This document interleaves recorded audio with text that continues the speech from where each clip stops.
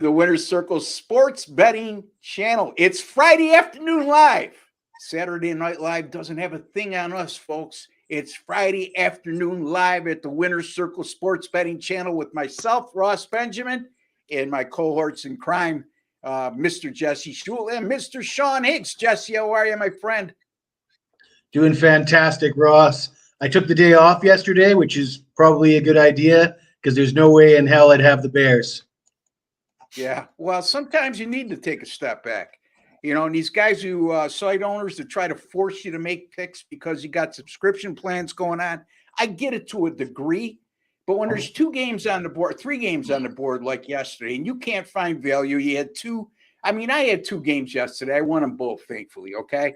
But it's very hard to find value on a 3-game card. Sean? Well, I went 3-0 on midday money with the card yesterday, so I'm happy. Good. And that's not even counting the Bears, who's somebody told me pigs will fly if the Bears win. I don't know. Yeah, I'll tell you Apparently what. I grew blonde hair today too. I had a crazy blonde hair day. Someone said you grow hair before they win. I don't know. We got to get Filipino kid a watch. We got to do good today. He needs a watch. He came in 14 minutes early and was looking for games. It's 11 o'clock. It came in. It was 1:46. Come on. We are here, my man, and thank you for your support, and thank you for following us, and thank you for chiming in. Our other buddy, Star Child. Yes, what's up, guys? It's all good. Star Child. It's all good, Star Child. How about you? Anyway. All right, so we saw what happened in the NFL last night, boys. I had the over 44, I believe I got it at. It went up to 45. And it's 3 a.m. in Jesse's time zone, by the way, folks. That's how much of a trooper he is. Talk about a guy who's dedicated. The other 2 games, Sean, what'd you have in the college? I had the over in the Western Kentucky game. I had to sweat that out for crying out loud. I threw it up at midday money as free picks. I had Sam Houston and actually 19 because I put it out ahead of time. You know, so it was 19, went to 21, and I had Murray minus 5.5, and I had the over the Bears. So Ninja 13. It looks like teams that come off overtime games, they do bad the next game. I don't have any data on that, but our other 2 guys here might have an opinion on it. But it's certainly a good question. Jesse, you have any thoughts in that regard? I've always thought losing a game like that is harder to come back from than winning a game like that. So if you get the team that won in overtime and they're a dog the next time out, I'd like that. If you get the team that lost in overtime and they're a favorite the next time out, I'd say that's a fade spot. And I got no data. That's all just right here. Yeah, and especially I would say going parallel to that is with the thought process is if you have a team that blew a lead late in regulation time and then they lost in overtime as well, that's double indemnity in terms of momentum for the next week. It's hard to recover from. How about, Ross, when the coach says, why won't you go for 2? Oh, my guys were tired. So your offense is gassed. Yeah. You can't go 2 yards to go for 2. So I guess the thought process is, I can't wait to get a pick 6 to win this game. Is that what they're thinking? We're getting a pick 6 to win because if the offense can't go 2 yards, I guess it's going to go 70. I mean, what are you waiting for? If the offense can't go 2 yards, you're hoping for a scoop and a score fumble or a pick 6. Great thinking. I know a lot of people like that, Jesse. They make the rules as they go There on. we go. Yeah. He's in a dingy life in the middle of the North Atlantic. Holy cow. How do you not go for 2 in that situation? This guy he went for the jugular so many times in his career, and my guys are tired. Take a freaking timeout. Do you have any timeouts? Oh, my goodness. Jesse, that's fine. They were okay. But I guess you think that your team's going to get a pick 6 to win the game. Is that what you're thinking? Yeah. Or you know what? We'll just run the clock out and just take knees and punt it because the defense is that good. We'll end up with a tie. We'll be really good. How?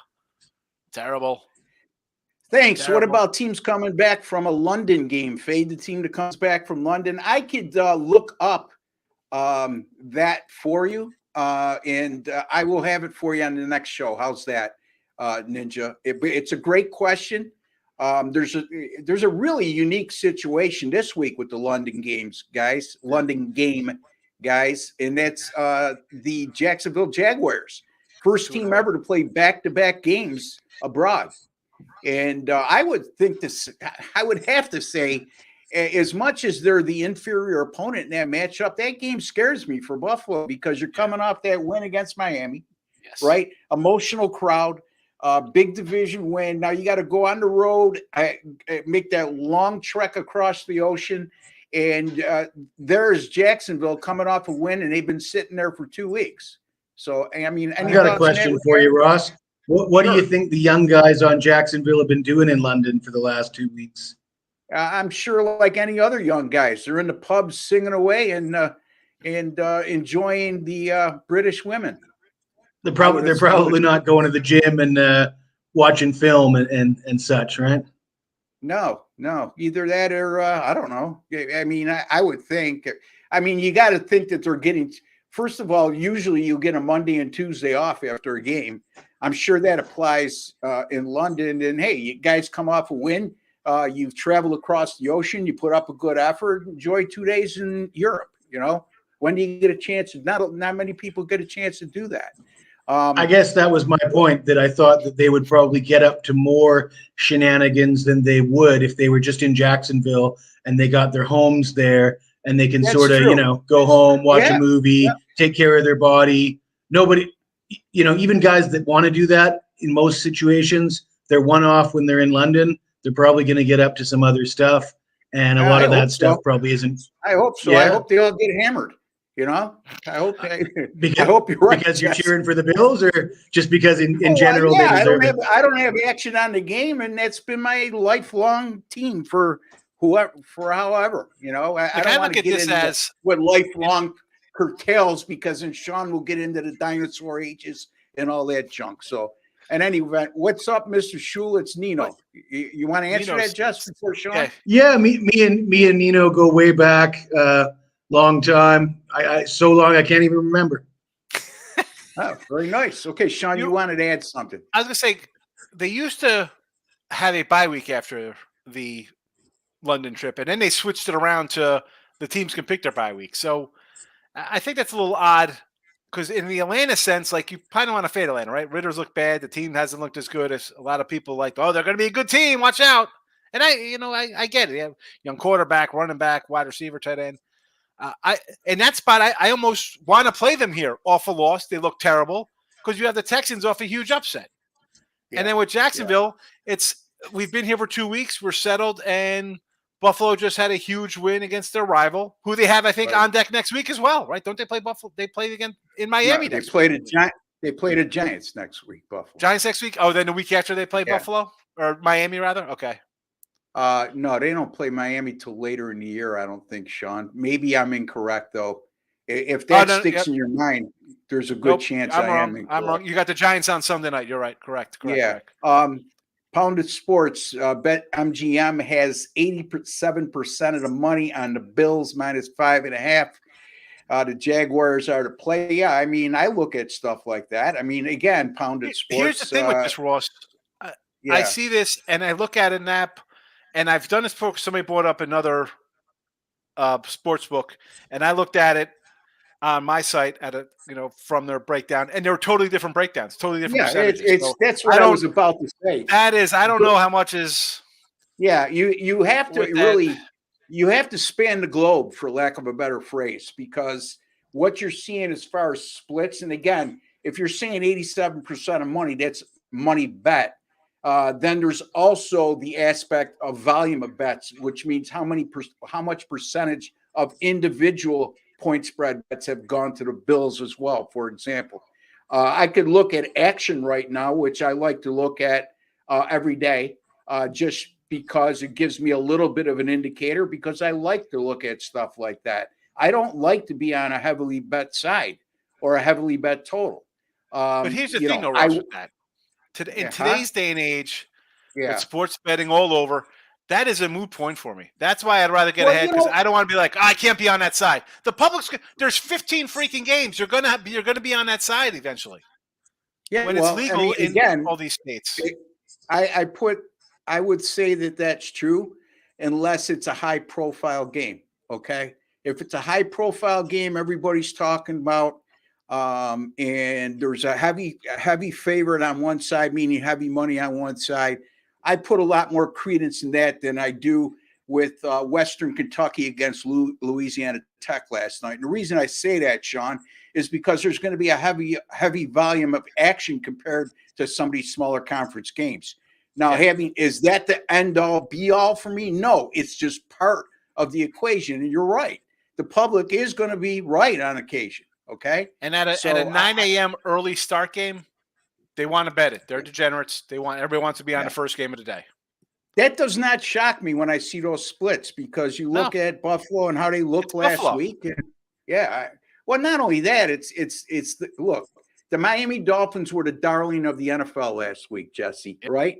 And they put up 70 points 2 weeks ago, I should say. And now Buffalo comes in and blows them out. Okay. So in everybody's mind, the Bills are like the best thing since sliced bread. So, I mean, how do you handle situations? I know the way you are. You don't look at those specific numbers, but your mindset is you're pretty good at just determining.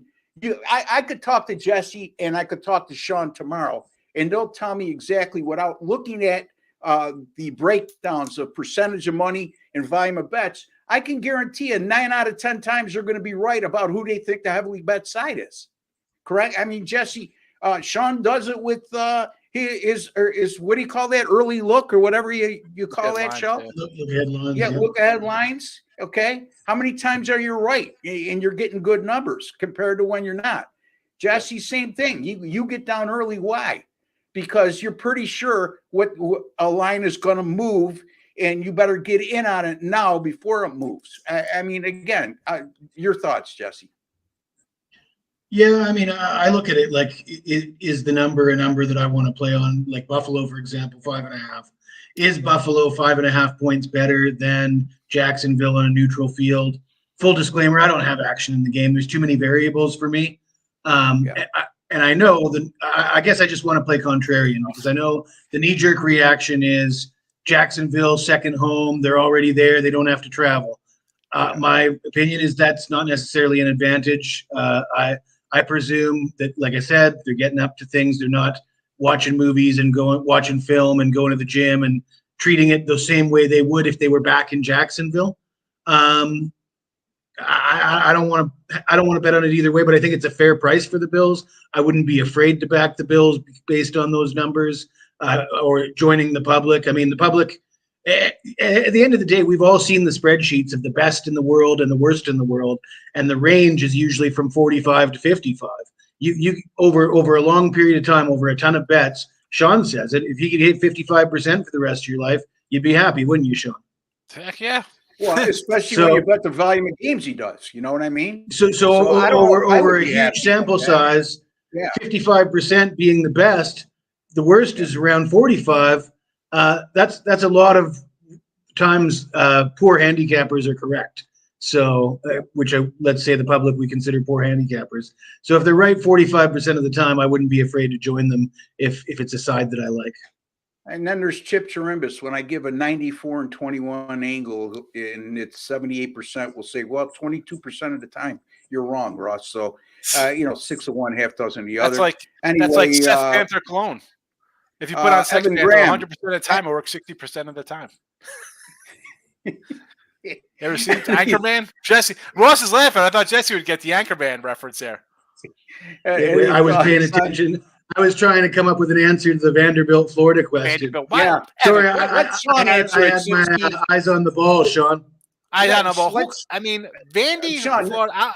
Give me Vandy here. Florida's a run-first team. They shouldn't be favored by 20 points over anybody. Stop it. And real fast with the splits before we jump into the college football for tomorrow. I'm looking on another site. I don't like saying sportsbook's name because they don't pay me. But on DK here, out of the 12 games, 7 of them are over 70%. There's 2 at 60%. Yeah. Right? So that means 9 out of 12. 75% of the games have over 60% of the handle in the bets on one side. What, are you not going to play those games? And the other 2 games are 50% bets, basically, on Baltimore, Steelers, and Arizona and Cincinnati. So when I go to action, They got 76% of the volume of bets on the Bills and 65% of the money on the Bills. And draw the conclusion you may in that regard. Again, if you're using that as part of your handicapping arsenal, I would highly advise that that's not an end-all, be-all, okay? Don't let it be the determining factor is what I want to say. Also, you think Michigan minus 18.5 is the biggest trap. Jesse? They're playing Minnesota on the road. Yeah, no, I mean, low-scoring game. Could it be close? Yes. Minnesota's got their own issues. I'd lean toward the dog, but I'm not touching it with a 10-foot pole. I'm not a PJ Fleck guy, and I get criticized for that, but I certainly ain't a PJ Fleck guy this year because this is probably his weakest team in years, Sean. Michigan is giving up 5.8 points per game, and they've allowed 7 points in 5 of their games, I think, this year. I mean, what is Minnesota average on offense? Yeah, and Minnesota gives up 400 yards passing again. I mean, like what this? Well, I mean, and again, what's your offense? You're not answering the question. What's Minnesota's offensive question or stats? If you had that, crap. It's crap. It doesn't make a difference with their offensive stats because Michigan defense is ferocious. They're literally Wolverines attacking small children. All right, John, that's their defense. For crying out loud! I'm trying to say they're giving up 5 points a game, and Minnesota can't score right now on Northwestern or on a good high school team in the state of Texas. Yes, I really like Washington State +3 in the money line and been riding them all season. What do you guys think? I think that I don't like that. Anyway, Jesse. I think that you don't want to fall in love with a team like that. I've said it a few times over the last few days. I find that when I'm at my best, when I'm really on my game, I'm on a team that I like, and then I'm against them the next week, and I'll try and jump back and forth. And if I can hit week in, week out, on and off, that's where I want to be, rather than riding a team for the whole season. Yes, UCLA. I mean, they played one road game this year, Sean, and it was against Colorado State. The rest have been at home. I like Washington State, but I don't like them in this spot. Sean, UCLA has a defense this year. UCLA has a defense. Yeah. Yes, right, I like the overs in the CFL games. Hey, Bill. However, one of the games today features a Toronto team that's already clinched first place in the East. They're resting their quarterback, resting their starters. They're playing an Edmonton team that's basically just playing for a free roll, playing for pride at this point. They've already been eliminated from the playoffs. And they've been playing well and scoring a lot, but too many variables to probably get in that Edmonton-Toronto game. But the BC-Winnipeg game is a big game between two of the highest scoring teams in the CFL, so you got to like the over. Has Edmonton won a home game yet, Jesse? I know they were on the tear. No, they made a change at quarterback, and they've won like 4 of their last 6 or something along. They've been playing really well since they made the change at quarterback. Thank you, Bill. I appreciate your comments. I agree. Let's see what we got here. Chiefs last Sunday night was between 89 and 93 across the board. Jets covered. Yeah, I mean, I would say more times than not when the ratio is that high. I don't have the stats in front of me, but when the ratio is that high in a standalone game, when it's and the line's coming down too. And the line's coming down. It's called reverse line movement. It's usually an indicator of sharp money going the other way. If the line's coming down and 93% is on the other side. All right, we're going to be covering 3 NFL games today. By the way, folks, we are sponsored by Gamblers World, and you can find all 3 of us over at gamblersworld.net, where all our picks are guaranteed, our single game, multi-game daily packages, all subscription plans of 30 days or less. If you don't win, you don't make a profit, we will credit your account back the exact amount of your purchase price. Also, all 3 of us right now, $199 for our Major League Baseball postseason package, the ALCS, NLCS, NLDS, ALDS, and the World Series. All of that begins tomorrow. So, again, that package is also guaranteed. And there you have it. And also, if you have not subscribed yet, you'll see the WC logo on the bottom right-hand corner of your page. If you're on your PC, you'll see a subscribe button right underneath your video box if you're on your mobile device, which most of you are. And some of you are even on your smart TV. I saw that. 14% of our viewers watch us on smart TV. Pretty cool. Hit that subscribe button. My head must look like a giant No, you look good, Sean. Actually, you look good. Your head, on my TV, because it's high resolution, your head, like it's glossy. It's like somebody just waxed it. So, anyway. I should bust out my blonde wig. Hey, guys, always like watching you guys have two questions. I like the Bengals team total under 24.5. Any thoughts? And also, do you like Ohio State laying the points? I can't take this guy today. Jesse, help me out, please. Yes and no. Yes to the Bengals team total under 24.5. No to Ohio State laying the points. I just put a video up on gamblersworld.com discussing this game. I think it's actually a mismatch at quarterback in favor of Maryland. Oh, yeah. You got a fifth-year guy in baby Tua, whose name I dare not pronounce. And you got a guy, Kyle McCord, that's got, 5 collegiate starts under his belt. So, and Ohio State hasn't impressed me much. Maryland played them tough last year. They're more experienced. They're up and coming. Can I see them hanging within 3 scores? Absolutely, I can. Sean, anything? Yeah, I like the Ohio State there. Maryland versus Ohio State, and the other one was the team total under for the Bengals. Yeah, I mean Burrows hasn't. He's got 3 games they played. He hasn't a touchdown in 2 of the 3 games. He has one. Yeah, not good. Yeah. He's hurt. He's hurt. And Arizona's played pretty good. They're right there in every game. I know they didn't cover against San Francisco last week as a double-digit dog, but they were very competitive in that game right to the end. So, all right. Also, why hasn't the line moved either way in San Francisco? Dallas, actually, it came down from 4 to 3.5 today. Yeah. I want to take San Fran -3, but don't think it will get there. That's an interesting thought. Sean, any thoughts? Yeah, that's I like the under here. Sidewise, hanging steady 3.5. I guess the thought process behind that is take Dallas in the points because they have 11 trips inside the red zone and they've scored like 1 TD. So you think they're going to score. I don't know if they're going to score.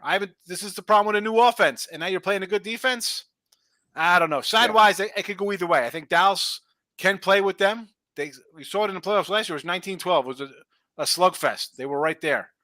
So I think for me, whatever side you like, I would just money line it because I think it'll be a kind of a close game. So I would money line either the +140 or the -140. Yeah, I agree with you on the under 45 here. I think we fail to the offenses get a lot of the attention sometimes and sometimes too much, but both of these defenses are elite. I could see like a 20-17 type of game here. So, Jesse, any thoughts on Dallas, San Francisco? This is the game that I was assigned to talk about. So you want me to just break into a full-blown analysis? Or? That's all you have to say. We'll get to that in a little bit. What else we got? What are you thinking about? When are you thinking about taking an under in college football? Is it better to take the first half under to avoid a tie in the game going into overtime? No. That's if you're thinking the game's going to tie, go to overtime, don't even bet it. Just move on. I mean, if you think that, just put 100 on it. There will be an overtime and you have 20-1 odds or something. Take the shot. Everybody. The bottom line is if you look at the percentage of games going overtime, it's very, very small, number one. If you're worried about an overtime on an then you probably aren't paranoid, but everybody's after you. So my point being is you should probably not have that thought process. Anyway, let's get to a couple of the games we're going to look at. Dallas at San Francisco, Jesse, since we just brought it up and since you made it very clear to me that was your game and you were chomping at the bit to talk about it, we will. San Francisco right now, 3.5-point favorite of 45. What do you got? Well, I'm not impressed with the Cowboys. As far as I'm concerned, it's the same old story with them.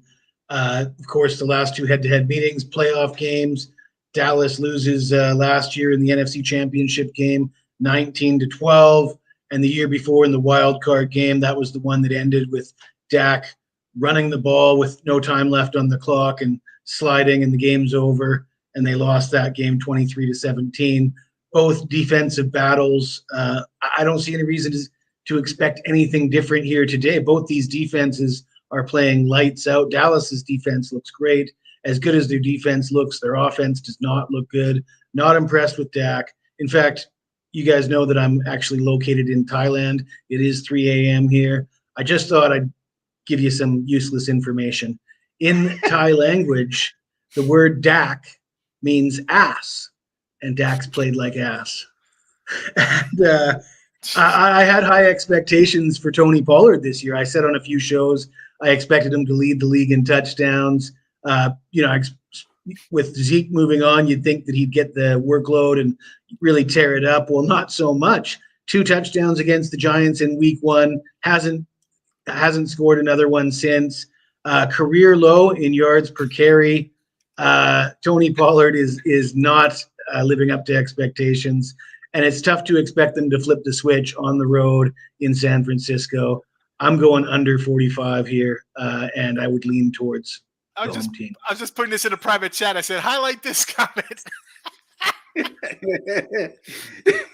How appropriate. Look, I know that I yell at my buddy on occasion, but at the end of the day, he brings a ton of energy and a ton of know-how and a ton of knowledge to the program. It's just a friendly back and forth.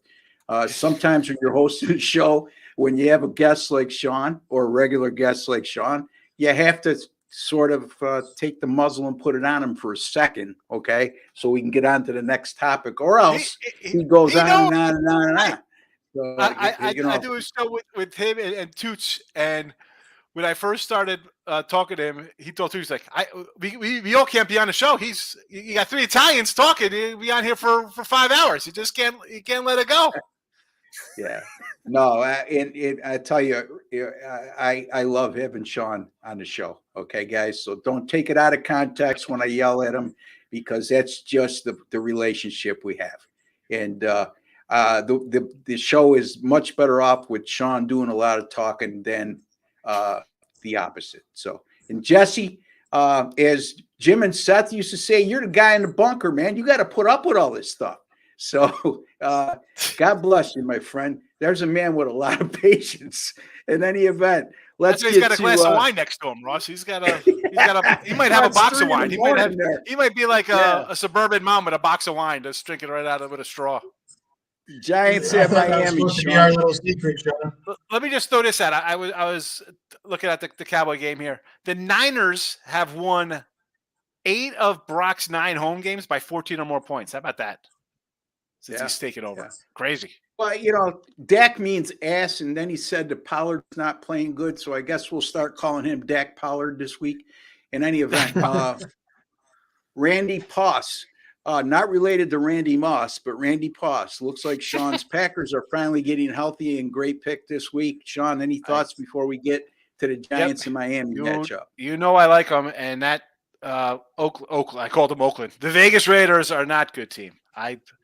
I keep saying the same thing about the Packers. They are a good, solid bunch, and they're playing a bad team, better coach, everything about them better. Take it on a Monday night. I know they're a fave. I don't love that, but they should get it done. All right, Jesse, the man in the bunker. Any comments, buddy, on that game? I certainly won't be backing Vegas anytime soon. Okay. Short and many sweet. Words. Thank God okay, Jesse's quiet, so me and Ross could talk. Hey, yeah. So Jesse's like, you guys give all the games away for free. I want to sell something. Anyway, the Giants at Miami. Before I assigned this game, I thought maybe the Giants would put up a good fight on Monday night, which they didn't. And boy, oh boy, the only good thing about this week is we don't have to put up with the Giants on prime time. This game opened at 9.5, Sean. It's up to 12. A lot of money on Miami, and I guess we could all imagine why. And the total has come down. It's down to 47.5. A 12-point favorite. Sometimes, I don't like laying double-digit favorites in the NFL, but I did last week with San Francisco. Are you willing to do the same here with Miami, Sean? I mean, the Giant team, Ross, 3 points on Monday night. 0 points versus Dallas, 12 points at San Fran. They scored 30 against a bad Arizona team. How the defense gives up over 30 points a game? How are they in this game? How are they going to be in this game? Even getting 12 points. Are you telling me the defense is going to slow down Miami? A Miami team that just got embarrassed. They were embarrassed giving up basically 50 points last week, whatever the heck they lost by. No, it is Miami, and it's an over. Right? Miami's going to score 40. Do you think the Giants score 20? Do you think they score 30? No. How are the Giants scoring 30 against this team? They're terrible. And I was high on the Giants to start the year. I was high. I thought, you know what? They might be a little dangerous.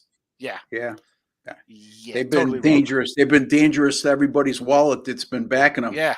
For Giant fans. Yeah, Jesse, maybe Tua gets a concussion on the first play of the game is about the only thing I could think of that may. I hope not, Ross. I may or may not be holding some Miami tickets at -9. So I guess my only comment is let's hope they don't. The Giants don't do what the Bears did just last night, right? Yeah. Just when you think a team's down and out, and the Bears pull. I guess they were playing Washington, not Miami, but I think this is a case. This is a case of Miami or nothing. They pick up Chase Claypool today in a trade. I don't like that. Well, Miami. I mean, look, he's a troublesome character from all I read. Who knows? Maybe it was just a bad fit where he was. But at the end of the day, this guy was a productive receiver. To be the number one receiver. He thinks he's the number one receiver. If he accepts his role in Miami and knows that Waddle and Tyreek Hill are the guys that are the main guys, he could be a very good complementary piece because he's big. Their other receivers, their third and fourth receivers they have now, Berrios and the other kid, I can't think of his name. They're smaller type receivers. So is that why the Blue Jays pulled him out early? Is that why the Blue Jays pulled out Berrios so he could go down and play wide receiver? Wow, who knew? Now I know why the Blue Jays. No, you got my Scooby-Doo mask meme, didn't you, Sean? Yes. But about Claypool, his last days in Pittsburgh, he was fighting with Mike Tomlin because he wanted to play a boombox during practice, and Tomlin wanted to be all business. And I got a bad taste in my mouth for players that are arguing with coaches of the stature of Mike Tomlin. As far as I'm concerned, Mike Tomlin's got every right to run his practice how he sees fit. And what was some rookie coming in telling him you want to do things different? I'd say zip it.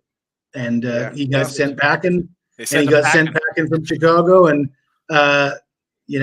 maybe he fits in Miami, but I don't like the move myself. Yeah, I mean, again, if he accepts his role, that makes Miami already dynamic offense even better. Look, folks, don't get carried away with that Buffalo result last week. They only scored 20 against Buffalo, but don't forget, Buffalo jumped way up on them early on, and they had to abandon the running game. And that's as much as we think of the Dolphins as that high-flying, big strike offense with multiple players with speed. They have run the ball very effectively in the first 3 weeks. Last week, if you really look inside the numbers, they still ran the ball effectively, but they just weren't able to use the run as much as they wanted. Again, it's going to depend a lot on Chase Claypool in terms of he could thrive in this offense because those other two guys are going to be getting a lot of attention. At his size, he's going to be getting a lot of one-on-one matchups. And we'll see. All right, we got somebody else here. Niners are 14-1 against the spread as a home favorite since November 28th of 2021. Yes, that is correct. Again, they're good. They're good. Yeah, I mean, it's how could I say this? I mean, trying to fade them right now is a little difficult. Why are they only a 3.5 point favorite if they have that 14-1 ATS home favorite record? Would be the devil's advocate point of view. Jesse, you want to comment on this at all?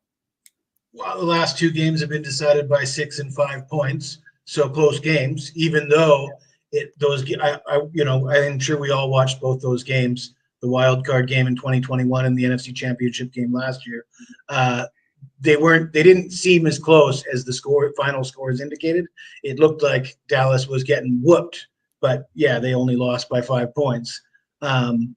Anyways, 3 in the hook. I mean, I think there's a lot of people that'll take that hook, and I'm one of them in a lot of cases. I don't like Dallas here, but I like the under, and as they say, the lower the total goes, the more valuable those points become. I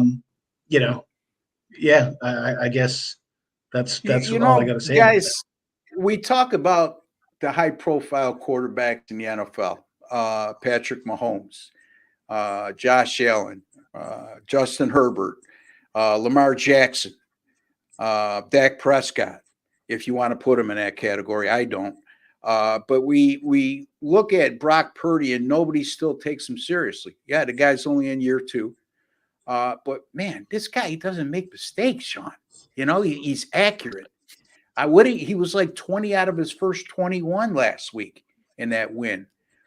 So he's a perfect fit for that offense because he not only is he plays within himself, but he doesn't try to play hero ball, and he's okay with taking those 7-8 yard passes and handing the ball off to McCaffrey, and he's all about winning. So, I mean, again, at what point do we say maybe Purdy belongs in that discussion, or is it way too early?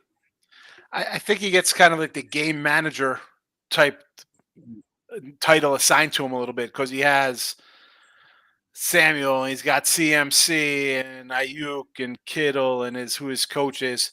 But I mean, look at him. The guy's completing over 70% of his passes. And last year he did almost 70 at 67.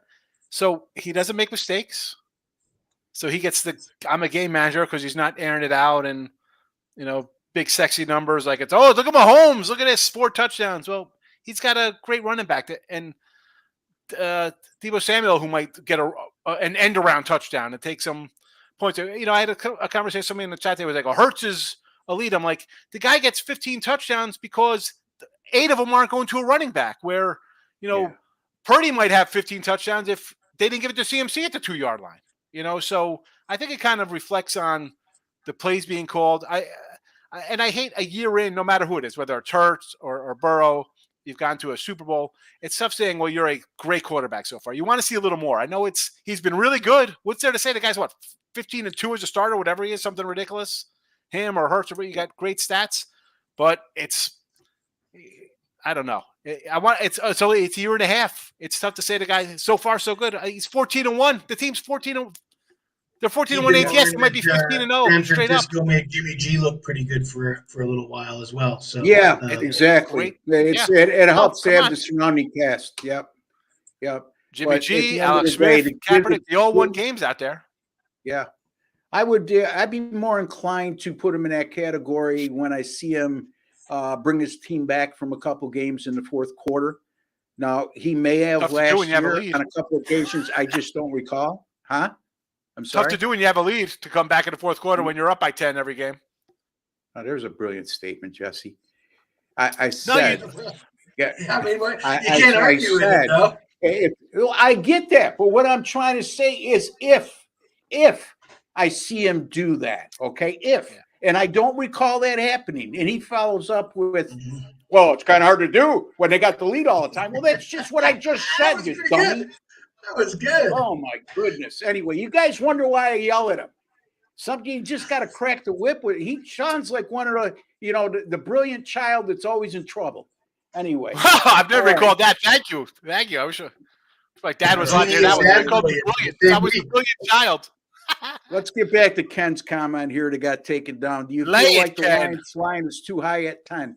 At 7.5 when they opened up, I thought that there was some value there with the Lions, but at 10, I just don't like taking teams and laying that kind of number, especially when it jumped as high as it did. Now, Miami's an exception because the Giants have just been horrible, and I think Miami's the second best team in football, maybe the third best team at worst. But in this particular instance, I'm not willing to put the Lions in that category just yet. They're certainly much improved, but Jesse, your thoughts on, is this too high a line, or your thoughts on the line movement like I just talked about?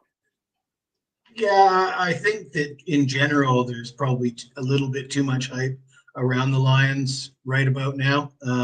That said, they're playing Carolina, and I wouldn't want to bet on a rookie quarterback or a Andy Dalton or whoever they're throwing out there this week.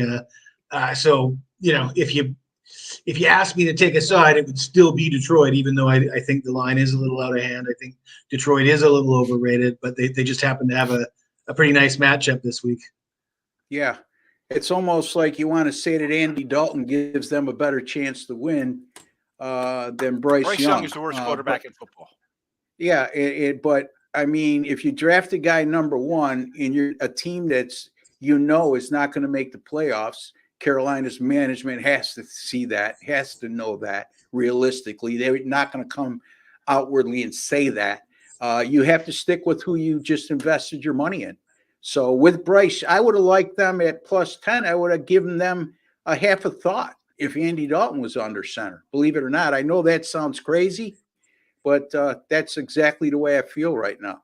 Last game he was 20. Yeah, guys, look, we appreciate all your comments. We're fully aware of how good Brock Purdy lasted. Our conversation topic was, does he belong in a conversation?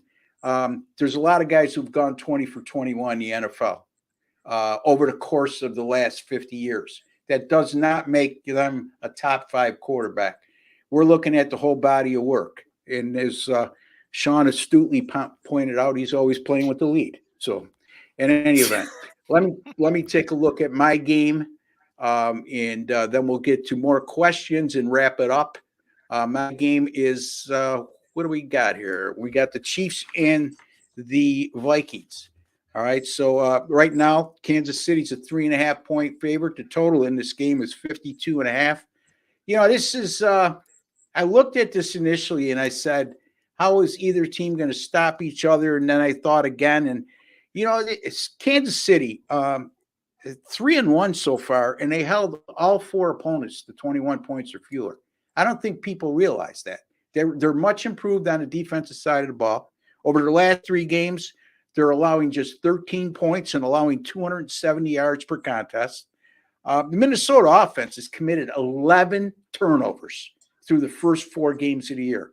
You want to know why they're 1-3? This is exactly why. Okay. Kansas City, on the other hand, they've played since last year. They've been an away favorite of 5.5 or less with a total of 50 or more 3 times. All 3 games went under the total.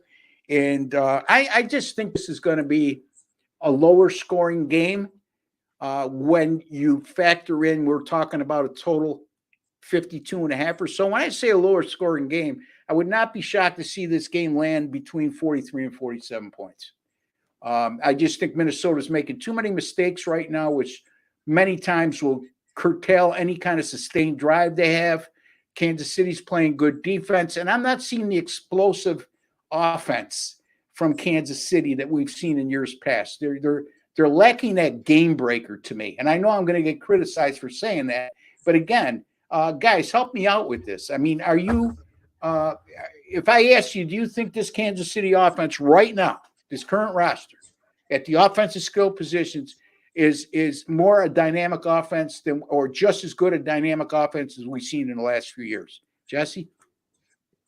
No, and there's a lot of people that would suggest that without the help of the officials, they wouldn't have gotten the result against the Jets there the other night. Certainly that's the word on the street on Twitter these days. But no, I'd lean toward the dog here. And I will say about Minnesota, they seem like the complete inverse of what they were last year.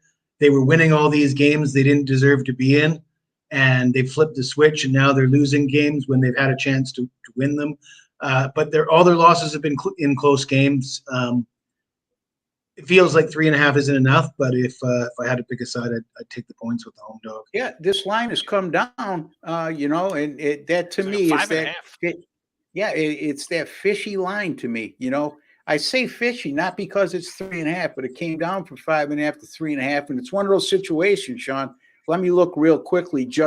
I'm going to use action as an example here.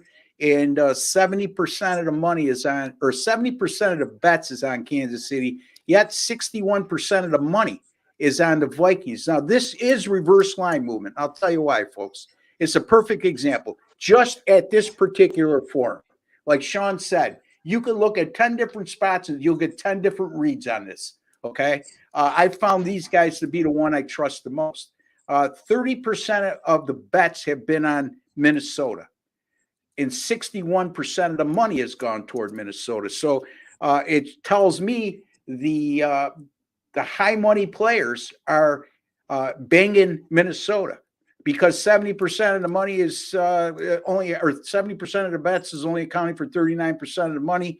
And as Jesse put last week, if that's the case, not a lot of people in Kansas City are rich. So I don't look at it like that. But anyway. What did I say? Colorado fans have no money is what I said. Yeah, right. Something along those lines. It's something that got me in trouble, that I had to answer questions for him all week. And Jesse disappeared into the bunker, as we know. Anyway. Well, if everybody likes Colorado, yet the line's moving against them, obviously Colorado fans that like Colorado don't have enough money to bet enough money to influence the line. Yeah. It's just like if that happened with the Rams. I mean, everybody in Beverly Hills must be cheap then. Or they don't bet because they're already rich. Rich people don't bet as much as money. All right. We got to thank you for all the comments. Hold on, man. I got to put my 2 cents in on this Viking game. All right, go ahead. Mahomes, how about Mahomes? Yeah, you talk about the explosive offense. It's totally not what it used to be offensively, right? Like you said, missing a big guy. He's got interceptions in 3 of his 4 games this year. Minnesota's actually generate like 2 turnovers in every one of their games so far. So, I wish I would have grabbed it at the 5.